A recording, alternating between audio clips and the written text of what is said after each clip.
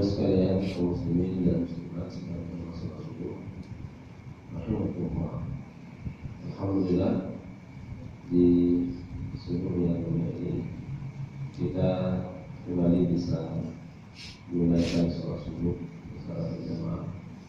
Semoga ini menjadi amal saleh bagi kita semua dan bergembiralah kita yang hari ini diberikan kekuatan oleh Allah Subhanahu wa Ta'ala untuk bisa sholat subuh secara berjamaah.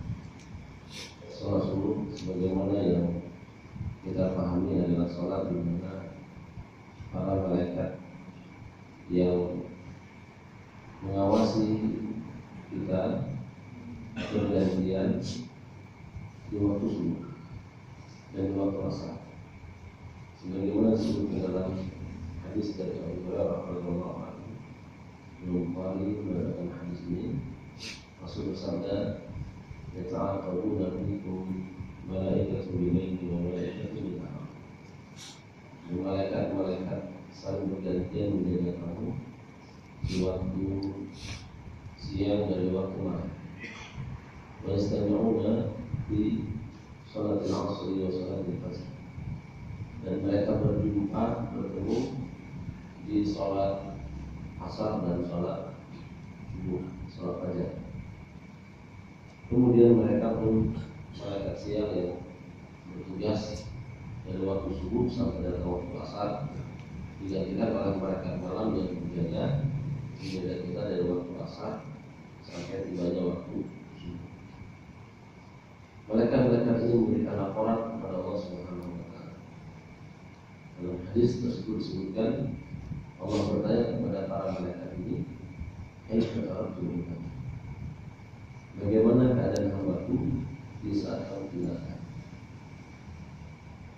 Mereka memberikan jawaban, cara berusaha, wajahku berusaha. Kami tinggalkan mereka sedang sholat, dan kami datangi mereka pulang, mereka sedang sholat. Berbahagialah di saat kita dilaporkan kepada Allah Subhanahu wa Ta'ala kita sedang sholat, di sholat subuh dan di sholat asar. Sehingga Rasul sallallahu alaihi wasallam memberikan sebuah kekhususan kepada dua waktu sholat. Dalam hadis yang sahih Bukhari dan Muslim, Rasul bersabda, "Man sholat al-bardaini dakhala jannah." Barang siapa yang sholat di dua waktu yang tinggi, maka dia akan masuk surga. Al-bardaini Al-Imam Al-Mundhiri menjelaskan bahwa yang maksud al-bardaini adalah sholat subuh dan sholat asar, dua waktu sholat itu. Bapak Ibu sekalian rahimakumullah, ini sebagai kalimat semoga Allah Subhanahu wa Ta'ala memberikan kepada kita istiqomahan dan kecintaan yang kita beribadah kepada Allah Subhanahu wa Ta'ala. Alhamdulillah hari ini insyaallah kita berada di akhir bulan Ramadan, dan insyaallah nanti malam dan esok hari kita sudah memasuki bulan Jumat.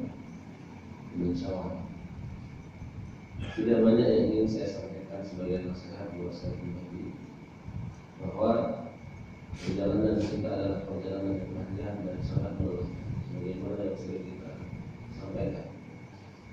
Perjalanan manusia adalah perjalanan jiwa, rihlatul ila rihlatul khulud. Di perjalanan jiwa menuju perjalanan yang kekal.